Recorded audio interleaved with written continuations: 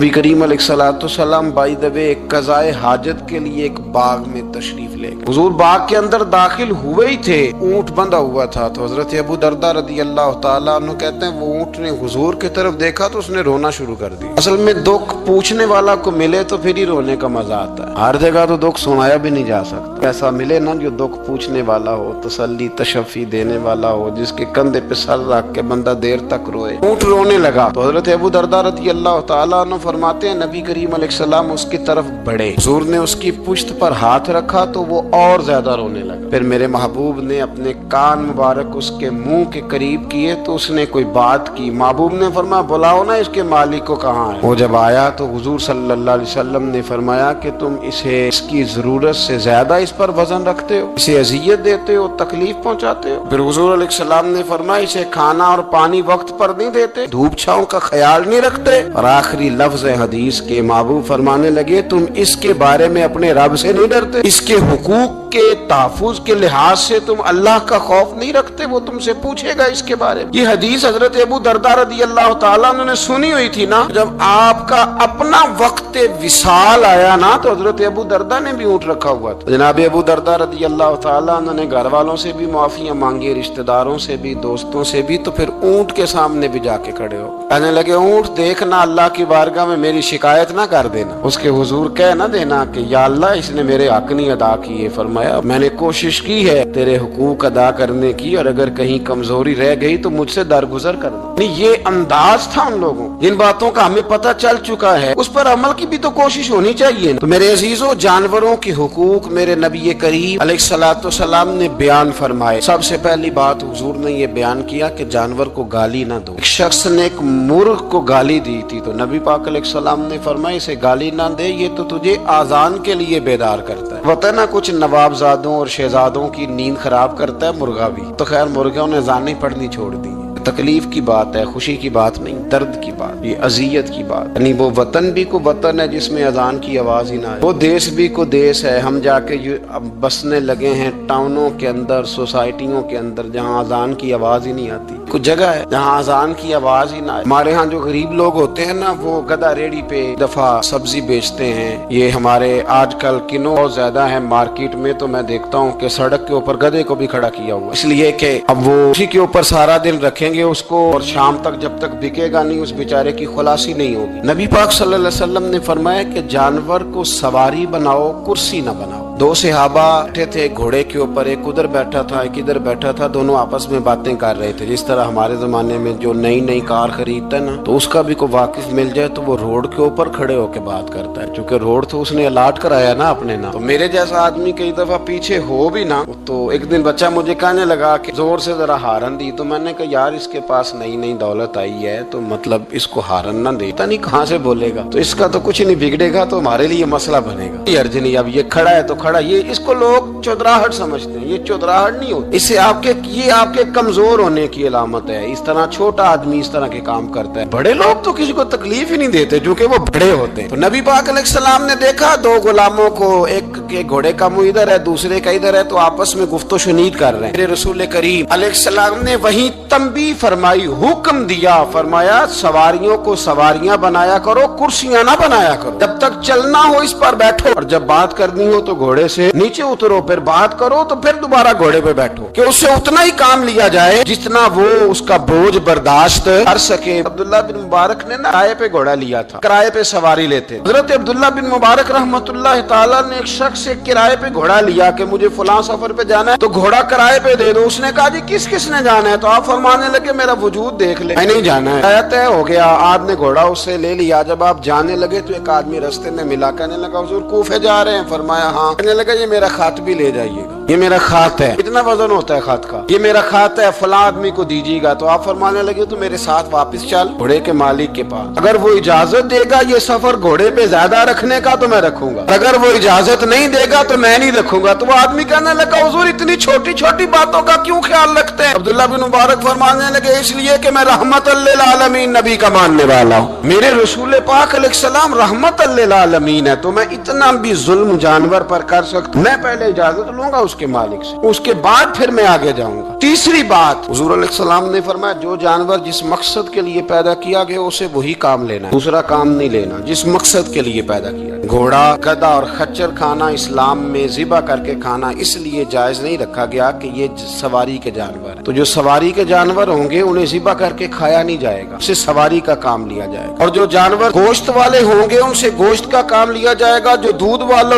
होंगे उससे दूध का काम लिया जाएगा। बुखारी मुस्लिम में मौजूद है, नबी पाक अलैहिस्सलाम फरमाते हैं एक शख्स ने बैल पर सवारी कर ली, उसने सवारी कर ली और जब वो थोड़ा सा आगे गया ना तो बैल अपना मुंह पीछे करके कहने लगा मैं सवारी के लिए नहीं पैदा किया गया। अल्लाह ने उसे जुबान अता फरमाई और बैल बोल पड़ा, कहने लगा मुझे हाल के अंदर जोत ले, ये काम मुझसे ले ले, लेकिन तू मेरे ऊपर सवारी नहीं कर सकता। सवारी के लिए अल्लाह ने घोड़े पैदा किए, ऊंट, गधे और खच्चर पैदा किए हैं। जो जानवर जिस मकसद के लिए होगा उससे वही काम लिया जाएगा। एक बात और करने लगा हूँ, जरा सख्त है, जानवरों को लड़ाना हराम है। हज़रत अब्दुल्लाह इब्न मसूद रज़ी अल्लाह तआला अन्हु रवायत बयान करते हैं, फरमाया लानती है वो शख्स जानवरों को आपस में लड़ाता है, वो लानती है जो जानवरों को आपस में। मैं और आप उस मुल्क में रहते हैं जहाँ करोड़ों रुपए की शर्तें लगती हैं जानवरों की लड़ाई, जानवरों को अज़ियत दी जाती है, तकलीफ दी जाती है, कबूतर उड़ाए जाते हैं और इनाम उसको मिलता है जिसका कबूतर देर के बाद आए। कबूतरबाज कबूतर को बैठने नहीं देता। ये हराम है, शरीयत इस्लामिया में हराम है जानवरों का लड़ाना और उनको एक दूसरे के खिलाफ उभारना हराम है, दीन में मना किया गया है। अब जानवर को अगर पालेंगे भी तो उस हद तक पालेंगे कि जिस हद तक उसको किसी अज़ियत में मुब्तला न किया जाए। कुत्तों की लड़ाई कराई जाती है, मुर्गों की लड़ाई कराई जाती है, जानवरों को अज़ियत पहुंचती है। बैलों की लड़ाई होती है, सींग टूट जाते हैं, लहू इतना बहता है जानवरों का कि देखा नहीं जाता, लेकिन सामने बैठने वाले तालियां बजा रहे हैं। ये तो बड़े सख्त दिल लोगों के रवैये, जानवर का खून बह रहा है और आप तालियां बजा रहे हैं। मुर्गे बेचारे की चूंच लहू लुहान हो गई है, सामने वाले ने इतना मारा है और यहाँ तालियां बज रही है कि मेरा जीत गया, बजाय इसके कि उसको पट्टी की जाती, उसको देखा जाता। ये तो संग दिल लोगों का काम है। हम तो रहमतल लिल आलमीन नबी के गुलाम सल्लल्लाहु अलैहि वसल्लम, हमारे दीन ने तो हमें ये मिजाज ही नहीं दिया। हमने तो प्यार करना, हमने तो मोहब्बत बांटनी, हमने तो शफकत करनी। नबी पाक अलैहिस्सलाम ने जानवर से उसके बच्चों को जुदा करने से मना फरमाया। जब तक बच्चे को माँ की जरूरत है उसे जुदा नहीं किया जाए,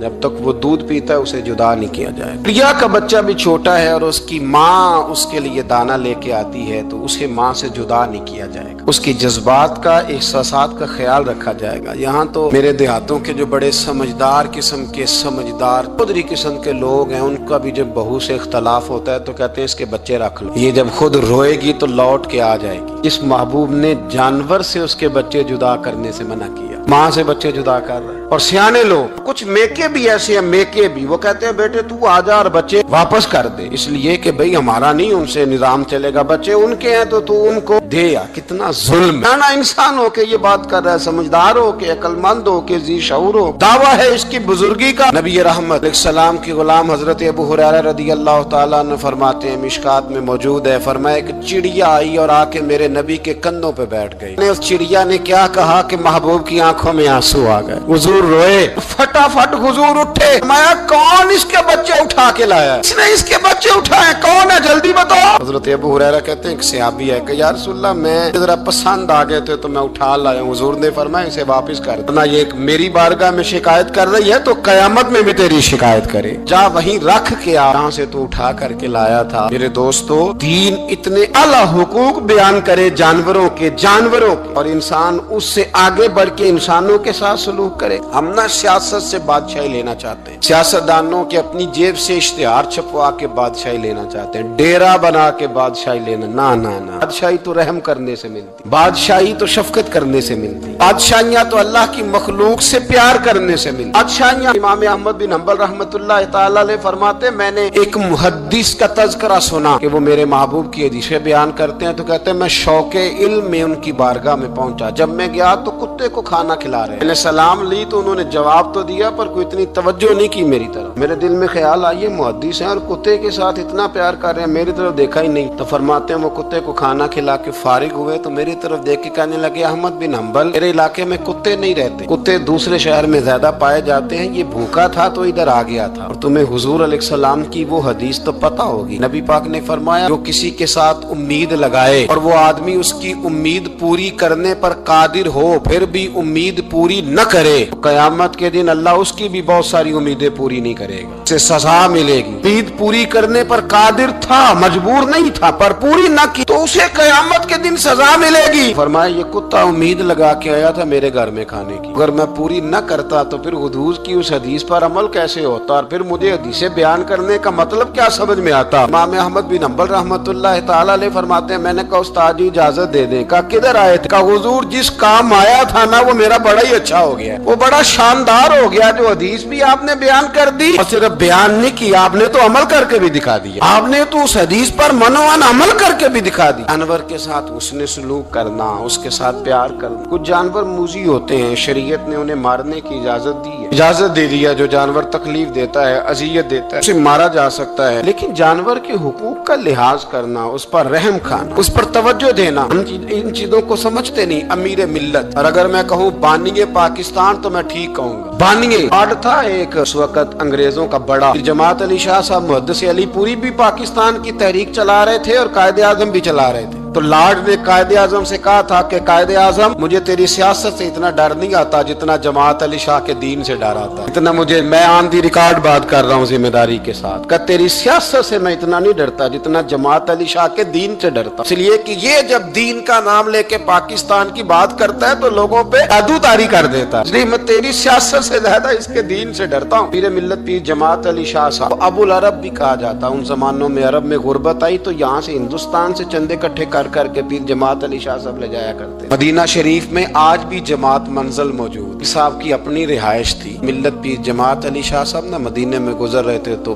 बड़े बड़े मुरीद साथ थे। उस जमाने में लोग हाथों में छड़ी रखा करते, जानवर अक्सर होते थे तो छड़ियां हाथों में होती थी। तो पीर साहब गुजर रहे थे, बूढ़े आदमी थे, साथ थे, तो एक कुत्ता दौड़ा दौड़ा आ गया। वो पीर साहब के करीब से गुजरने लगा तो एक मुरीद ने ना कुत्ते की टांग पे डंडा मारा, पीछे हट जा, कपड़ों को न लग जाना। तो चौंकने लगा, रोने लगा। जब भागा ना तो लोग कहते हैं हमने अजीब मंजर देखा। 100 साल के पीर जमात अली शाह साहब पगड़ी हाथ में पकड़ी और कुत्ते के पीछे भागना शुरू कर, दौड़ के कुत्ते को उठा के लाए और यूं उसको सीने से लगाया। पीर साहब ना उस कुत्ते को अपनी रिहायश गाह पे ले गए, अपनी पगड़ी खोल के ना तो उसकी पट्टी की, फिर दूध का प्याला उसके आगे रखा। कुत्ते ने दूध पी लिया तो पीर जमात अली शाह साहब ने हाथ बांधे लगे, मदीने के कुत्ते भी पाक की बारगाह में मेरी शिकायत न कर देना, हुजूर की बारगाह में शिकायत न करना कि या रसूलल्लाह ये आते हाजिरी देना, हमें तकलीफ देते हैं, शिकायत न करना मुस्तफा करीम की बारगाह में, मैंने नहीं इसे कहा था, इससे भूल हो गई, मैं माफी मांगता हूँ। मेरे अजीजों, वहाँ दर्द था, वहाँ सोच था, वहाँ प्यार था, वहाँ मोहब्बत थी, लेकिन हमारे रवैये इंसानों के हक में तो क्या जानवरों के हक में सख्त से सख्त तर होते जा रहे हैं। हमने अपने शौक से जानवर लड़ाने शुरू कर दिए, कबूतर उड़ाने शुरू कर दिए, तबाही पर तबाही का माहौल हम फराहम करते जा रहे हैं। इनसे प्यार करें, इनको आसानी देने की कोशिश करें।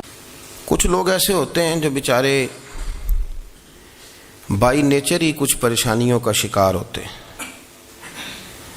और कुरान मजीद ने जो इरशाद फरमाया ना कि कुछ लोग नफ्स की ख्वाहिश को अपना खुदा बना लेते हैं, तो वो बिला वजह भी बहुत सारी बातें करते हैं जिनका कोई वजूद नहीं होता। औरत को हुकूक दिलाने के लिए बहुत सारे लोग बहुत सारी गलत बातें करते हैं। जो लोग यहाँ से किसी को ले जाते थे ना दुबई, धोखा दे के और ले जाते थे यूरोप में, अरब मुबालक में धोखा दे के ले जाते थे, तो वो भी कोई ख्वाब ही तो दिखाते थे कि इतने लाख तनख्वाह होगी, इतना कुछ होगा। वहाँ जाके पता चलता था कि जेब से भी देने पड़ेंगे कुछ। बहुत सारे लोग ऐसे होते हैं, वो सारे खूबसूरती के नाम पर ही धोखा देते हैं। आपको पता है कि जो आदमी किसी को लालच देता है तो किसी को लूटने के लिए उसे लालच देना बड़ा ज़रूरी होता है। लोग पहले लालच देते हैं फिर लूटते हैं, पहले मुकम्मल लालच देते हैं, ये चीज़ मिल जाएगी, ये चीज़ मिल जाएगी। लोग मुकम्मल लालच देते हैं, उसके बाद फिर लूटते हैं। और अगर लालच ना दें तो कोई आदमी काबू आएगा? लोग लूटते हैं लालच देकर। अच्छा, अब वो जो जिसको लालच दिया जा रहा होता है वो कह रहा होता है कि नहीं नहीं तुम्हें नहीं पता, वो उस वक़्त मानने को तैयार नहीं होता। वो कहता है इतनी खूबसूरत बातें कर रहा है, इतनी अच्छे पैगाम दे रहा है, तुम मेरे दुश्मन हो, तुम मुझे मना कर रहे हो। होश तब आती है कि जब सब कुछ लुट जाता है। औरत को वैसे भी काबू करना बड़ा आसान होता है, اعلیٰ حضرت بریلوی رحمۃ اللہ علیہ فرماتے ہیں بیٹیاں نازک شیشیاں ہوتی ہیں، ان کو تو ذرا سی چوٹ لگے تو ٹوٹ جاتی ہیں۔ دیکھیں کتنا بڑا جملہ کہا بریلی کے امام، نازک شیشیاں ہیں، ذرا کوئی آدمی گمراہ کرتا ہے، ذرا خراب کرتا ہے۔ اب دیکھیں نا، یہ جو بچیوں کو بچے مس گائیڈ کرتے ہیں، انہیں بڑے بڑے خواب دکھاتے ہیں، وہ بیچاری ماں باپ کو چھوڑ کے، بہن بھائی کو چھوڑ کے اس کے ساتھ شادی کرتی ہے، پھر جو اس کا بعد میں حشر ہوتا ہے، آپ ادلیاں نو سردار پہن تکے تے شرما والیاں نو چوٹے ڈولیاں دے۔ پھر وہ بیچاری ماں باپ رکھتے نہیں، وہ ظلم کرتا ہے تو کتنی بڑی تکلیف میں وہ بچی آ جاتی، نازک شیشی ہوتی ہے نا تو ٹوٹ جاتی۔ یہی حال اب جدید خواتین اور یہ جو کچھ اینکر پرسن ہیں، یہ اصل میں نا یہ آپ کو سیاست سکھاتے ہیں، لیکن یہ مادر پیدر آزاد لوگ ہیں، بالکل آزاد۔ یہ تو علماء شور نہ کریں، بات نہ کریں، گفتگو نہ کریں، مشائخ بات نہ کریں، اور یہ جو کچھ سنجیدہ اور دینی طبقہ ہے یہ کوئی شور نہ کرے، یہ تو روڈوں پہ ننگے ہو کے آ جائیں معاذ اللہ۔ خوفناک نظریہ رکھتے ہیں یہ لوگ، عورت کو کہتے ہیں تیرے حقوق ہم تجھے لے کے دیں گے۔ مثلاً وہ کون سا حق ہے جو تم نے لے کے دینا ہے؟ میرے نبی کریم صلی اللہ علیہ وسلم اس کو بیٹی بھی بنایا ہے، اس کو بہن بھی بنایا ہے، اس کو ماں بھی بنایا ہے، اسے بیوی کا عالی شان رتبہ بھی عطا فرمایا ہے۔ اور چونکہ بیٹی کا بھی حق بڑا بیان کیا جاتا ہے، بہن کا بھی، ماں کا بھی، اور بیوی کے معاملے میں لوگ سمجھتے ہیں کہ زیادہ بات نہیں کرنی چاہیے، شاید مسئلہ خراب ہو جائے۔ حالانکہ نبی پاک صلی اللہ تعالیٰ علیہ وسلم نے بیوی کے بارے میں پتہ کیا فرمایا؟ فرمایا جب تم نکاح کر لیتے ہو تو اپنا ایمان محفوظ کر لیتے ہو۔ اب میں اس کی شرح نہیں کرتا، اب خود کر لیجئے گا کہ وہ ایک ایسی شخصیت ہوتی ہے کہ جس کی موجودگی میں آپ کا ایمان محفوظ ہے۔ اب میں نہیں سمجھتا کہ اس سے بڑی بات کوئی اور ہو سکتی ہے، جس کی موجودگی میں آپ کا ایمان، اور بھائی یہ حدیث پاک عرض کر رہا ہوں، نکاح جب کوئی کر لے تو اس نے اپنا ایمان مکمل کر لیا۔ اس کا معنی یہ ہوا کہ آپ کا ایمان محفوظ ہے اس کی موجودگی میں، تو اس سے زیادہ بھی، یعنی ایمان سب سے قیمتی چیز ہے نا، تو اس کے محفوظ ہونے کی وجہ حضور نے نکاح بیان کر دی۔ اب میرا خیال ہے بی بی اگر کوئی اس سے بڑا حقوق مانگے گی تو بیوقوفی کرے گی۔ اتنا بڑا درجہ نبی کریم نے اسے عطا کر دیا، اتنا بڑا مقام دے دیا کہ تو خامد کے ایمان کے محفوظ ہونے کا ذریعہ بن گئی ہے۔ عورت کو جو حقوق رسول کریم صلی اللہ تعالی علیہ وسلم نے عطا فرمائے، نبی پاک نے جو حقوق دیے، دیکھیں نا، حضرت عبداللہ ابن عمر رضی اللہ تعالیٰ عنہ کی اہلیہ بیمار تھی، تو جلدی جلدی سے وہ آئے، تو جب بہت جلدی ہو، سفر بڑا شدید تھا، تو آپ نے جلدی سے نماز ادا کی، جلدی سے چلے۔ آپ کے خادم کہنے لگے حضور خیریت ہے؟ فرمایا میری بیوی بیمار ہے۔ تو اس نے عرض کی حضور آپ کی اہلیہ بیمار ہے، تو آپ نے نماز بھی جلدی سے پڑھی، سفر بھی جلدی جلدی کیا۔ تو فرمانے لگے یہ وہ چیزیں ہیں جو ہمیں مدینے والے رسول نے سکھائی ہیں۔ آپ اس کیفیات کو سمجھیں کہ حضور صلی اللہ علیہ وسلم نے درس دیا۔ اور پھر ایک اور بہت بڑی بات، یہ فضیلت کسی اور کو نہیں دی، جو عورت کو حضور نے فضیلت دی، یہ فضیلت کسی اور کو نہیں دی۔ کبھی حضور نے فرمایا کہ تمہارا ابا تمہارے ساتھ بہت سخت رویہ کرے تو تم نے اس کو اس سختی پر داد دینی ہے؟ فرمایا چلو اگر وہ زیادتی بھی کرے تو تم نے اس کے ساتھ سلوک اچھا ہی کرنا ہے۔ لیکن آپ ایک بات کو سمجھے نا کہ بچے کے بارے میں، بیٹے کے بارے میں، بیٹی کے بارے میں فرمایا 10 سال کے ہو کے نماز نہ پڑھیں تو سختی کرو، تمہارا ڈنڈا بھی لٹکنا چاہیے۔ بہت ساری جگہوں پہ بہت سارے لوگوں کے لیے سختی کا حکم دیا، لیکن عورت کے لیے حضور نے جو جملے کہے، اصل میں ہم سمجھتے ہیں کہ یہ ایک بات ہے، مشہور ہو گئی ہے روایت حدیث، تو بس اس کے پس منظر پر اور جملوں کے حسن پر شاید معاذ اللہ غور کرنے کی ضرورت نہیں، ذرا اس لفظ کی تاثیر پر غور کریں۔ حضور نے فرمایا عورت ٹیڑھی پسلی سے پیدا کی گئی ہے، یہ ٹیڑھی ہے، اس کو سیدھا کرنے کی کوشش کرو گے تو ٹوٹ جائے گی۔ تو حضور پھر ہمارے لیے حکم کیا ہے؟ فرمایا جیسی ہے تم اسی کے ساتھ نبھا کرو۔ آپ سمجھیں کہ اتنا محفوظ حضور نے درجہ دے دیا بی بی کو، اتنا محفوظ کہ فرمایا غلطی بھی ہو تو میرے غلاموں تم اس کے ساتھ نبھا کرو، گزارا کر لو۔ کو کیا اور حق چاہیے عورت کو، جس کو اس کی غلطیوں سمیت نبی پاک نے قبول کرنے کا حکم دے دی؟ کہ اس کی کمزوریوں سمیت قبول کر لو. اب اس کو اور کیا, کوئی کمزوریوں سمیت قبول کرتا ہے؟ کبھی آپ دکان پہ بیٹھے ہو تو آپ کہیں بھی اس میں یہ بھی غلطی, میرے مال میں یہ بھی کمزوری ہے, یہ بھی کمزوری ہے, یہ بھی کمزوری ہے, تو کر لے قبول. کرتا ہے کوئی؟ کوئی شخص ایسا ہو جو کسی چیز کی کمزوریاں بیان کر کے کہ اسے قبول کرو؟ پر رسول کریم صلی اللہ تعالی علیہ وسلم نے نا ہمیں سبق دیا, حضور نے ہمیں درس دیا, نبی پاک نے ہمیں پیغام دیا. فرمایا یہ ٹیڑھی ہے, سیدھی کرنے کی کوشش کرو گے تو بیچاری ٹوٹ جائے گی, تو اس کے ساتھ نبھا کر جاؤ. آپ میری بات کو سمجھیے گا. چلیں میں اس پر ایک اور بخاری مسلم کی حدیث پڑھتا ہوں. حضرت سلمان فارسی رضی اللہ تعالیٰ عنہ اور حضرت ابو درداء کے درمیان بھائی چارہ تھا. مکے سے مدینے جب لوگ آئے تو حضور نے بھائی بھائی بنایا تھا. ان کے درمیان بھائی چارہ تھا تو ابھی پردے کی آیات نازل نہیں ہوئی تھیں, تو لوگ ایک دوسرے کی طرف جاتے تھے. حضرت سلمان فارسی رضی اللہ تعالیٰ عنہ حضرت ابو درداء رضی اللہ تعالیٰ عنہ کے گھر میں تشریف لے گئے تو دیکھا کہ ان کی بیوی بڑی غمگین بیٹھی ہیں. تو ہم نے فرمایا بہن کیا ہوا؟ تو کہنے لگی تمہارے بھائی کو دلچسپی کوئی نہیں رہی, ہر روز روزہ رکھ لیتا ہے اور ساری ساری رات نفل پڑھتا ہے. حضرت سلمان فارسی کہنے لگے ٹھیک ہے کر لیتے ہیں بندوبست. نماز دین ہے کہ نہیں؟ دین ہے نا یہ چیزیں. لیکن حضرت سلمان فارسی جناب ابو درداء سے کہنے لگے آج میں نے تیرے گھر میں رہنا رات کو, کیونکہ وہ تو ساری رات نماز پڑھتے تھے, نفل پڑھتے تھے. انہوں نے کہا ٹھیک ہے. ایک بستر لا کے بچھا دیا حضرت سلمان فارسی کے لیے. سلمان فارسی فرمانے لگے دوسرا بھی لا. کہا وہ کیا کرنا ہے؟ فرمانے لگے تو نے بھی سونا ہے, میں نے بھی سونا ہے, تو نے بھی سونا ہے. عشاء پڑھیں گے اور پھر دونوں سوئیں گے. کہا میں نے تو نماز پڑھنی ہے. فرمایا تہجد کے وقت اٹھ کے پڑھیں گے, اللہ کے رسول بھی رات آخری حصے میں جا کے نماز پڑھتے. ادھر ساتھ سلا لیا. وہ تھوڑی کو دیر سوئے, اب عادت تھی ساری رات اٹھنے کی, ذرا اٹھنے لگے بستر سے تو حضرت سلمان فارسی فرمایا چپ کر کے سو جا, وہ بڑی رات پڑی ہوئی, چپ کر کے سو جا. وہ لیٹ گئے, پھر اٹھنے لگے تو فرمایا سو جا چپ کر کے, بڑا ٹائم ہے. سحری کے وقت اٹھے, نفل پڑھے. ان کا ارادہ تھا روزہ رکھنے کا, تو فرمانے لگے کل رکھا تھا نا نفلی روزہ؟ جی رکھا تھا. پرسوں بھی رکھا تھا, ترسوں بھی رکھا تھا. فرمایا آج نہیں رکھنا, آج میں تیرا مہمان ہوں, سارا دن کٹھے مل کے روٹیاں کھائیں گے, آج نہیں روزہ رکھنا.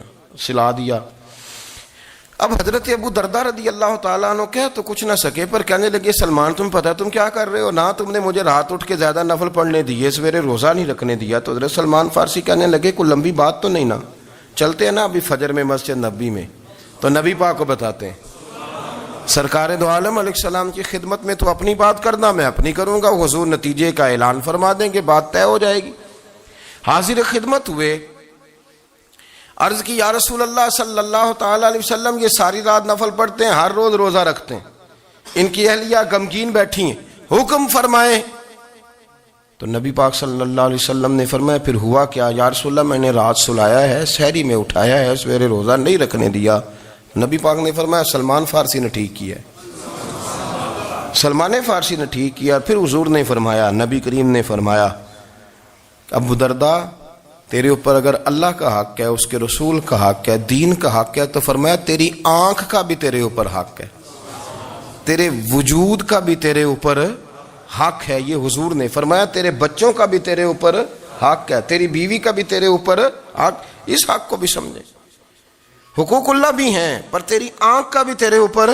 کیا مانا کہ تیری آنکھ سونا چاہتی ہے تو اسے سلا بھی, تیرے وجود کا بھی تیرے اوپر حق ہے, تو تیرا وجود آرام کرنا چاہتا ہے تو اسے آرام بھی کرا. اور پھر وہاں نبی پاک صلی اللہ علیہ وسلم نے فرمایا میں تم سب, سننا یہ لفظ حدیث کے, حضور نے اسی موقع پر فرمایا میں تم سب سے زیادہ اپنے رب کو جانتا ہوں اور میں تم سب سے بڑھ کر اپنے رب سے ڈرتا ہوں. حضور فرمانے لگے میں روزہ بھی رکھتا ہوں, افطار بھی کرتا ہوں, یعنی کبھی رکھتا ہوں اور کبھی نہیں رکھتا. فرمایا میں نفل بھی پڑھتا ہوں اور اپنی بیویوں کو وقت بھی دیتا ہوں. سرکار مسجد میں بھی آتے تھے, نواسوں کے ساتھ کھیلا بھی کرتے, ان کے ساتھ پیار بھی کرتے. تو اتنے بڑے حقوق حضور نے بیان فرمائے عورتوں کے کہ تمہاری بیوی کا بھی تمہارے اوپر. لو ایک حدیث بخاری کی اور یہاں بیان کر دیتا ہوں. ایک شخص نے آ کے عرض کی یا رسول اللہ صلی اللہ تعالی علیہ وسلم جہاد کے لیے تیاری ہو گئی ہے, صفیں بن رہی ہیں, مجاہدین کی تیاری ہے, تو میرا بھی نام لکھ دیا گیا ہے مجاہدوں کی لسٹ میں, لیکن یا رسول اللہ صلی اللہ تعالی علیہ وسلم میری بیوی نے حج کی تیاری کر لی ہے. اور میرے دوستوں نے صحابہ نے میرا نام مجاہدین کی لسٹ میں لکھ دیا تو میرے لیے کیا حکم ہے؟ یہ بخاری مسلم ہے۔ تو نبی پاک صلی اللہ تعالی علیہ وسلم نے فرمایا جہاد پہ کوئی اور چلا جائے گا تو بیوی کے ساتھ حج کرنے جا، اسے محرم کی ضرورت ہے، وہ تیرے بغیر کیسے جائے گی؟ مجاہدین کو تو اور مجاہد مل جائے گا، پر تو اپنی بیوی کے ساتھ جانا۔ نبی پاک صلی اللہ علیہ وسلم نے مرد کو محافظ بنایا ہے، عورت کو مرد کا قیدی نہیں بنایا، بلکہ عورت کو حفاظت عطا کی اور مرد کو اس کا محافظ بنایا۔ اب بچیاں آزاد ہونا چاہتی ہیں، اور آزادی بھی وہ والی کہ جو بنیادی طور پر آزادی نہیں، فحاشی ہے۔ میں نے بہت پہلے کہا ہے کہ اسلام بیٹیوں کو قیمتی سمجھتا ہے۔ جس بندے کے پاس 20 تولے سونا ہو وہ چوک میں لے کے نہیں آتا، وہ قیمتی چیز ہے، اس نے چھپا کے رکھی ہوتی ہے۔ تو جو نبی پاک صلی اللہ علیہ وسلم کا کلمہ پڑھنے والے بیویاں، اسلام انہیں قیمتی سمجھتا ہے، کہتا ہے کہ تم قیمتی ہو لہذا گھر کے اندر رہو، تم باہر نہ ہو۔ لیکن عورتیں ہیں کہ ان کو بلا وجہ لوگ خراب کر دیتے ہیں اور بلا وجہ وہ اس مغالطے کا شکار ہو جاتی ہیں۔ اب آگے بڑھتے ہیں۔ قرآن مجید نے سورہ نور کی آیت نمبر 30 میں کہا کہ کل للمؤمنین یغضوا من ابصارہم، فرمایا کہ اے محبوب علیہ السلام مومن مردوں سے کہہ دو کہ اپنی نظریں جھکا کے رکھیں، اپنی نظریں۔ اور اگلی آیت میں فرمایا وَقُلْ لِلْمُؤْمِنَاتِ يَغْضُضْنَ مِنْ أَبْصَارِهِنَّ، فرمایا کہ اے محبوب مومن عورتوں سے بھی کہہ دو کہ اپنی نظریں جھکا۔ مرد بھی اپنی نظر جھکا کے رکھے گا عورت کی طرف، لیکن یہ ساری پابندی صرف مرد پر نہیں، عورت بھی غیر محرم کا چہرہ نہیں دیکھے گی، اس پر بھی اسی طرح نظر جھکانے کا حکم ہے جس طرح کہ وہ ہر دکاندار کو بھائی جان کہہ کے گفتگو کرنے کی اس کو بھی اجازت نہیں ہے کہ وہ سمجھے کہ پابندی تو مرد نے کرنی تھی، میں نے تھوڑی کرنی تھی۔ وہ جس کے پاس جائے، جہاں بھی جائے، ڈاکٹر کے پاس جائے، باہر جائے، تو وہ جس طرح مرضی اس کا دل چاہے وہ بات چیت کرے، اس کی عورت کو بھی اجازت اسلام نہیں دیتا۔ بنیادی طور پہ اسلام شرم و حیا کا دین ہے، حیا کی بات کرتا ہے۔ حیا کی جب ہم تعریف کرتے ہیں تو حیا کی تعریف یہ ہے کہ کوئی کبھی چیز دیکھ کے نہ تو آپ کی طبیعت میں کراہت محسوس ہو، آپ کوئی غلط جملہ منہ سے نکالتے ہوئے ذرا جھجکیں، آپ کوئی غلط بات کرتے ہوئے تھوڑا بوجھ محسوس کریں۔ ہمارے ہاں تیزی سے فروغ پایا ہے بے حیائی نے، سنگیوں کی محفلیں، یاروں کی محفلیں، اس میں غلیظ گفتگو ہوتی ہے الا ماشاء اللہ۔ جن دوستوں کو بڑی پاک صاف گفتگو کرنی چاہیے، دوستی کا رشتہ بڑا مقدس رشتہ ہے، جو یہاں ایک دوسرے سے پیار کریں گے جنت میں بھی اکٹھے داخل کیے جائیں گے۔ شرط یہ ہے کہ پیار اللہ رسول کی رضا کے لیے ہو، لیکن اس کے اندر اگر آپ کی گفتگو کچی ہو، کمزور ہو، فحاشی والی ہو، عریانی والی ہو، وہ ہمارے ہاں تو اب اس کو لوگ فیشن سمجھتے ہیں، اس کو مردانگی کی علامت سمجھتے ہیں کہ وہ جی ساری باتیں جی وہاں ہو گئیں، اور جس کا جو جی چاہا اس نے کہا۔ آپ جب حیا کے دائرے میں ہوتے ہیں تو آپ خود بھی سکون محسوس کرتے ہیں۔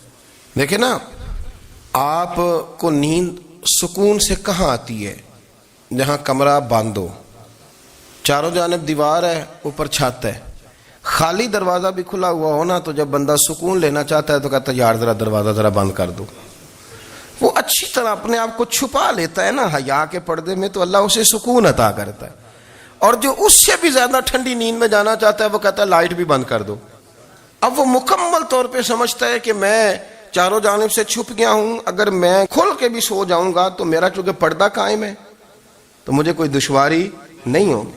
آپ جب چھپ جاتے ہیں، جب آپ حیا کے اندر سمٹ جاتے ہیں، جب آپ چادر کے اندر آ جاتے ہیں تو آپ بہت ساری جگہوں پہ آسانی محسوس کرتے ہیں۔ تو حیا تو آپ کو سکون دیتی ہے، حیا تو دل کو راحت دیتی ہے۔ میں بڑی ذمہ داری سے بات عرض کرتا ہوں، قرآن مجید نے نا ایک مقام پہ مذاق کو، ایک مزاح ہوتا ہے خوش طبی، وہ نہیں، مذاق اڑانا، قرآن پاک نے نا مذاق کو ایک جگہ پہ جاہلوں کا طریقہ بھی قرار دیا ہے۔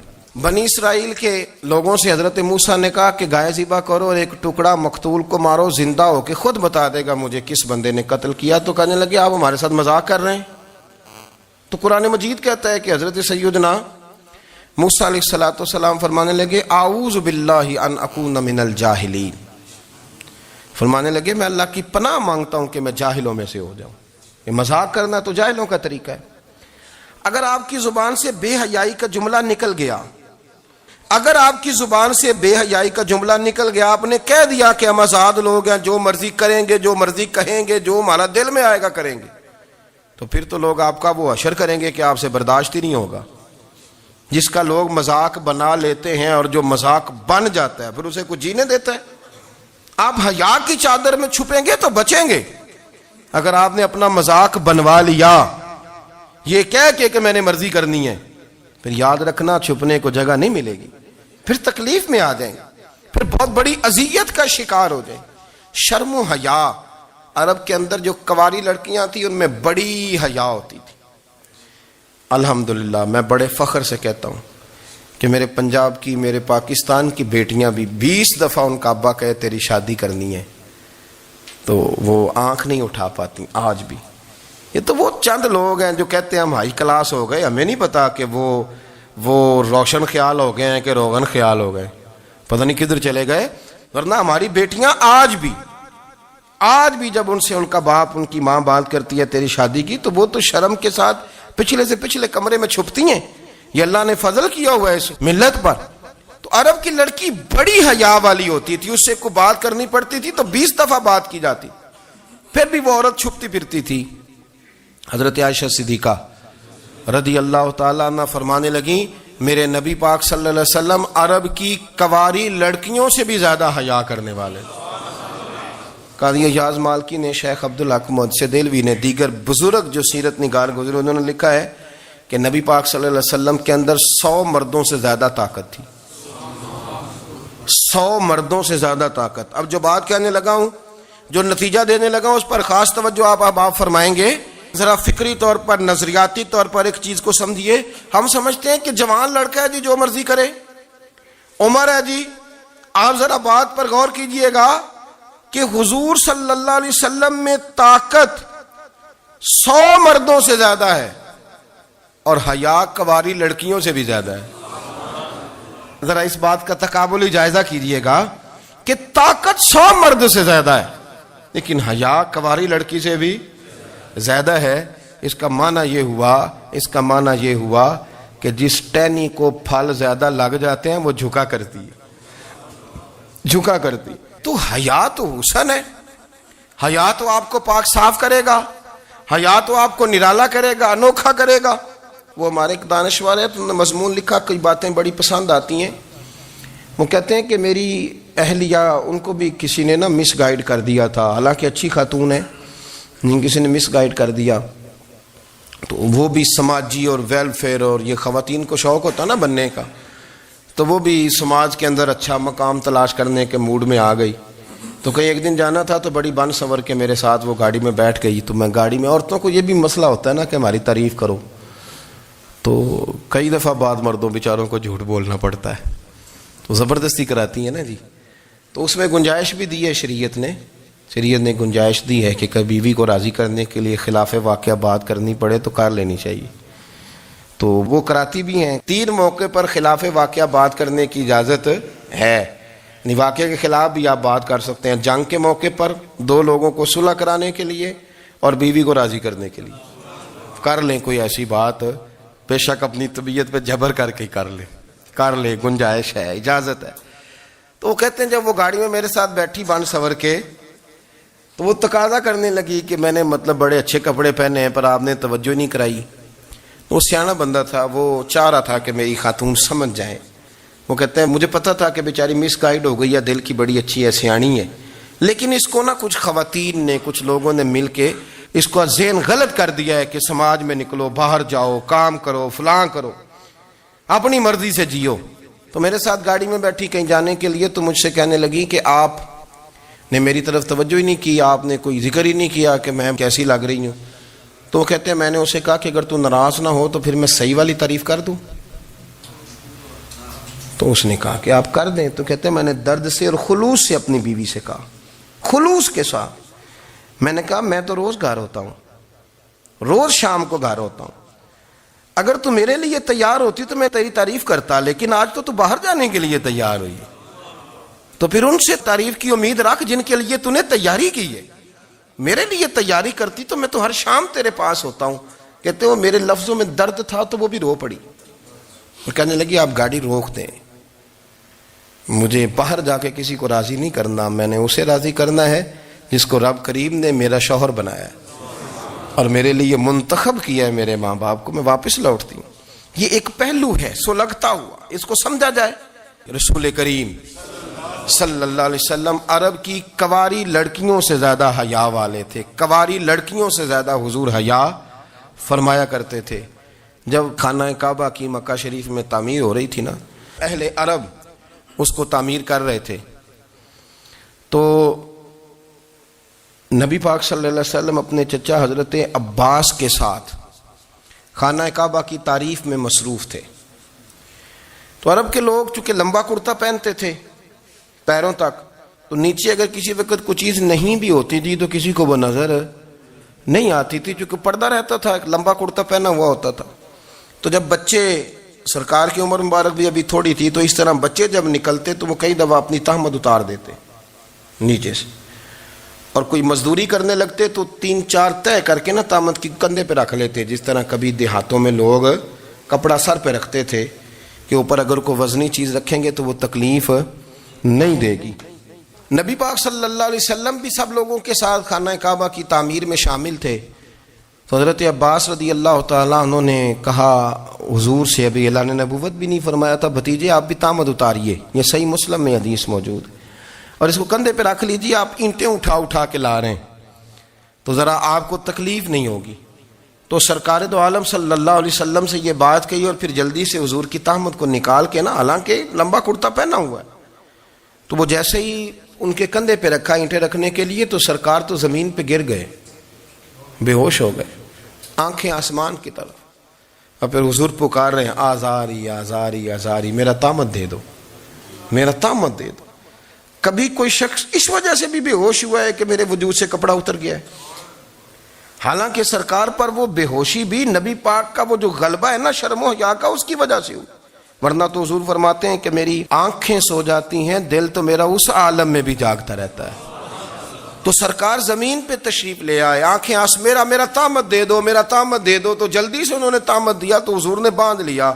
پھر طبیعت مبارک میں تسلی ہوئی, یعنی ہم اس رسول کے غلام ہیں کہ جن کے تو وجود سے کپڑا اتر جائے تو حضور برداشت نہیں کرتے, قبول نہیں فرماتے, تکلیف شروع ہو جاتی. لیکن یہاں نوجوان ہیں اور بڑا قد کاٹ ہے اور بڑے بڑے سمجھدار لوگ ہیں, گرمی آتی ہیں تو شارٹ کپڑے پہن کے گھومتے ہیں, ان کو خیال نہیں کہ یہ وہ والا لباس ہے جو باہر تو کیا گھر میں اماں کے سامنے نہیں پہننا چاہیے, بہنوں اور بیٹیوں کے سامنے نہیں پہننا چاہیے.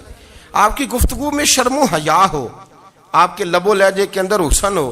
آپ کو پتہ ہے نبی پاک صلی اللہ علیہ وسلم نے فرمایا میری امت میں سب سے زیادہ حیا کرنے والے عثمان غنی ہیں, عثمان غنی سب سے زیادہ حیا کرنے والے. آپ فرمایا کرتے تھے جب سے حضور کا چہرہ دیکھا ہے میں نے کبھی اپنی شرمگاہ بھی نہیں دیکھی, میں نے آنکھوں کا وضو نہیں توڑا, اور جب سے حضور کے دست مبارک میں نے بیعت کے لیے سیدھا ہاتھ بڑھایا تو پھر سیدھا ہاتھ میں نے کبھی گندگی کو نہیں لگایا. حیا تھی. آپ باتھ روم کے اندر بھی غسل فرماتے تھے تو کپڑوں سمیت کرتے تھے. کسی نے کہا حضرت جی واش روم کے اندر کیوں نہیں کپڑے اتارتے؟ آپ فرمانے لگے باہر بندوں سے حیا کرتا ہوں, اندر جاتا ہوں تو رب سے حیا آنی شروع ہو جاتی, وہ تو دیکھ رہا ہے نا. تو میں جو بات آپ کی خدمت میں عرض کرنا چاہتا ہوں اس کو آپ سمجھیے گا میرے عزیز, کہ شرم والا مزاج, گفتگو بھی شرم والی, آنکھیں بھی شرم والی, لباس بھی شرم والا, دوستی یاری بھی شرم والی, بہت ساری ایسی باتیں. دیکھیں نا آپ ذرا, میں نے کہا کہ باتوں کو سن کے گزر نہ جایا کریں, اس کی گہرائی پر غور کریں. حضور علم کا سمندر ہے, سرکار سے زیادہ علم دنیا میں کسی کے پاس موجود نہیں ہے, اور صحابہ کو موقع ملا ہوا ہے اس سمندر سے فیض لینے کا. لیکن ان کی حالت یہ ہے کہ حضرت علی المرتضیٰ فرماتے ہیں 14 دن گزر جاتے, حضور سے کوئی سوال پوچھنا ہوتا تھا پر میں شرم کے مارے نہیں پوچھ پاتا تھا. 14 دن بخاری شریف میں موجود ہے. ایک دن نبی پاک صلی اللہ علیہ وسلم نے پوچھا صحابہ سے کہ وہ کون سا درخت ہے جس کے پتے نہیں گرتے, اور وہ درخت اس طرح ہے جس طرح مومن ہوتا ہے, وہ درخت میرے مومن کی طرح بتاؤ. حضرت عبداللہ ابن عمر فرماتے مجھے پتا تھا کہ وہ کھجور کا درخت ہے, لیکن چونکہ ابو بکر صدیق بھی بیٹھے ہیں، عمر فاروق بھی بیٹھے ہیں، مولا علی بھی بیٹھے ہیں، عثمان غنی بھی بیٹھے ہیں، اتنے اتنے جید لوگ بیٹھے ہیں، تو مجھے حیا آتی تھی کہ میں کیوں جواب دوں. کہتے ہیں سرکار نے کئی دفعہ پوچھا، لوگوں نے کئی اور درخت بتائے، پر فرمایا تمہارا جواب درست نہیں ہے. آپ حیا کے اس پہلو پر غور کریں کہ سوال کا جواب آتا ہے. سوال کا جواب یعنی مجھے سوال کا جواب آتا اور پھر میں دوں نہ، مجھے بدعزمی نہ ہو جائے گی. یہ کیسے ممکن ہے کہ میری رات گزر جائے، مجھے پتا بھی تھا اور میں نے بتایا نہیں. بہت سارے لوگ آ کے بہت ساری باتیں بتاتے ہیں، بہت ساری باتیں وہ سمجھاتے ہیں، تو ہم غور سے ان کا چہرہ دیکھنے لگ جاتے ہیں، کہتے ہیں یار اس کا تو دعویٰ تھا کہ میں سمجھ نہیں آتا ہوں، تو یہ تو ہمیں سمجھا رہا ہے. چلو الحمدللہ ہم سمجھنے کو تیار ہے. لیکن میرے عزیز پتہ بھی ہے جواب کا، علم بھی ہے، لیکن فرماتے ہیں میری حیا نے مجھے اجازت نہ دی کہ میں جواب دوں. آپ فرماتے ہیں پھر حضور سے صحابہ نے عرض کی کہ یا رسول اللہ آپ ہی بتا دیں وہ درخت کون سا ہے. تو حضور نے فرمایا بھئی وہ کھجور کا درخت ہے. تو آپ فرماتے ہیں میں دل میں کہہ رہا تھا کہ الحمدللہ میرا جواب درست ہے، حالانکہ میں نے جواب دیا ہی نہیں. تو لفظوں میں حیا، جملوں میں حیا، آنکھوں میں حیا، اٹھنے میں حیا، بیٹھنے میں حیا، چلنے میں حیا ایک خوبصورت حسن ہے. اور نبی پاک صلی اللہ علیہ وسلم نے فرمایا جب تو بے حیا ہو جائے نا پھر تو آزاد ہے، پھر تو جو مرضی کا، پھر تو جو. اس لیے بزرگ جب کسی کو بے حیا کہتے تھے نا، اللہ اکبر، اور جب کسی کو کہتے تھے نا یہ بے حیا ہے تو لوگ سمجھتے تھے کہ ہلکی سی بات کر دی ہے، لیکن ان کا معنی یہ ہوتا تھا کہ بس بھائی اب اس کے ساتھ کوئی کلام کرنے کی ضرورت ہے، اس کو اب اصلاح کی ضرورت نہیں، یہ بے حیا ہے. کیا معنی؟ کہ اب یہ جو اس کے دل میں آئے گا وہ کرے گا، جو اس کی طبیعت چاہے گی وہ کرے گا، اب یہ کسی پہلو بھی قابو آنے کو تیار بے حیا ہو گیا. بے حیائی بہت بڑا عیب ہے.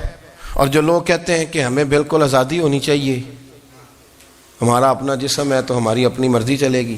ایک وزیر صاحب ہیں، پتہ نہیں میں ان کو جانتا تو نہیں، انہوں نے سینٹ میں تقریر کی ہے، میں نے ان کی بات سنی ہے. اس نے کہا نہیں بھائی جسم رب کا ہے تو مرضی بھی تو رب کریم کی چلے گی، اور مرضی بھی اللہ کی. یہ مجھے تھوڑا سا مسئلہ ہے جسم پر، کبھی کبھی مجھے کثرت سفر سے الرجی ہو جاتی ہے. میرے ساتھ لوگ نا دل سے پیار کرتے ہیں، شاید ہی کوئی اچھا ڈاکٹر ہو جس تک میرے سنگی مجھے لے کے نہ گئے ہوں، پر جسم اللہ کا ہے نا، مرضی بھی جب وہ چاہے گا صحت دے گا. کیوں کچے کاموں میں لوگ پڑ گئے، کیوں غلط لوگ سوچ میں پڑ جاتے ہیں؟ یہ اسی کا ہے. اور جب وہ چاہے گا، آپ اس بات کو اچھے طریقے سے سمجھ لیں کہ جو اپنی مرضی چوکوں چوراہوں میں کر رہے ہوتے ہیں نا، جو مرضی گاندمند، وہ جانور ہوتے ہیں، وہ جانور ہوتے ہیں جو نہ چونک دیکھتے ہیں نہ گلی دیکھتے ہیں، نہ انہیں پتہ ہوتا ہے کہ جگہ کون سی ہے. وہ انسان، میں نے کہہ دیا جو میں نے کہنا تھا، میں نے کہہ دیا، وہ جانور ہوتے ہیں. اور جو کچھ انسان ہوتے ہیں نا، ان کے اندر کچھ نہ کچھ پھر شرم حیا بھی ہوتی ہے. وہ چوکوں چوراہوں میں وہ حرکتیں اور وہ کام نہیں کرتے جو جانور کرتے ہیں. ان کے لیے بڑے پردے ہوتے ہیں، ان کے لیے بڑی باتیں ہوتی ہے، ان کے لیے بڑا کچھ ہوتا ہے. جو بالکل آزاد ہو جائے، کوئی پتہ نہ ہو کس وقت کیا کہنا ہے کیا کرنا ہے، تو پھر وہ دائرہ انسانیت سے خارج ہو جاتا ہے. ہم آپ کو کیا دعوت دیں؟ آپ تو وہ باتیں کر رہے ہیں جو اسلام کا انسانیت کے حق میں بھی ٹھیک نہیں. آپ تو وہ والی باتیں کر رہے ہیں جن کا انسانیت بھی تقاضا نہیں کرتی کہ یہ باتیں ہونی چاہیے. لیکن ایک بات، میں تو جذباتی نہیں ہوتا، میں بڑے غور سے چیزوں کو دیکھتا ہوں، سنتا ہوں. اور نہ میں ان موسمی مینڈکوں کی، وہ مجھے عاتق صاحب کہنے لگے جی بڑے بڑے مولوی ایک بندے کے ساتھ بیٹھے ہوئے ہوتے تھے اور وہ روزے میں بڑے بڑے درس دیتا تھا تو وہ بھی فلانی حرکتیں کر رہا ہے. تو میں نے کہا ہم نے تو پرانا کہا تھا کہ موسمی مینڈک ہے، تو پرانے کہہ رہے ہیں کہ اداکار ہے. تو وہ جہاں کاسٹ کریں گے وہاں وہ اداکاری کرے گا. آپ کسی مذہبی جگہ کر لیں تو وہاں کر لے گا، کہیں اور جگہ کریں گے تو ہم تو پرانا کہہ رہے ہیں. تو کسی کو کبھی سمجھ آتی ہے تو کسی کو کبھی اور جگہ جا کے سمجھ آتی ہے. ہم ان لوگوں سے پریشان نہیں ہوتے. کیوں؟ سن لیں، کوئی مایوسی نہیں. ان کے اندر جتنا زور ہے وہ لگائیں. یہ ملک بنا ہے رسول اللہ کے نام پہ، یہ اللہ نے تحفہ دیا ہے امت مسلمہ کو. یہ نبی پاک کے نام پہ بنا ہے تو یہاں جھنڈا بھی وہی والا بلند ہونا ہے جو مدینے والے رسول کا جھنڈا ہے، اور یہاں وہی کام چلے گا جو نبی پاک نے بیان فرمایا. تو اس طرح کئی لوگ آتے ہیں، وہ شور شار کرتے ہیں، چلے جاتے ہیں. اتنے نہ پریشان ہوا کریں، بہت سارے لوگ تو بیچارے اس قابل بھی نہیں ہے کہ ان کا نام لیا جائے. مطلب اتنا ہم ان کو اہمیت دے دیں، ان کا ذکر کریں، ان کا نام لیں، ان کی بات کریں، وہ بیچارے اس قابل ہی نہیں ہے. مطلب سٹیٹس ہی نہیں ہے ہمارا. اتنے فارغ ہیں ہم کہ اب جو بندہ آئے گا کہانی چھیڑے گا تو ہم چھیڑ جائیں گے. اور بھائی اللہ کا فضل ہے الحمدللہ تعالی، لوگوں نے بڑا شور کیا، اور بڑے زمانے سے دنیا شور کر رہی ہے، پر اللہ کے گھر مسجدیں بھری ہوئی ہیں، مسجدیں بھری ہوئی ہیں. ہماری بیٹیاں پردے کرتی ہیں، پردے کو پسند کرتی ہیں، وہ حجاب میں رہتی ہیں، وہ سمجھتی ہیں کہ ہمارا اصل حسن کیا ہے. تو یہ پراپوگنڈا پرانا چلا آ رہا ہے، اس کا اللہ کے فضل سے امت مسلمہ پہ نہ کبھی اثر ہوا ہے اور نہ کبھی ہوگا انشاءاللہ. اللہ تعالی ہم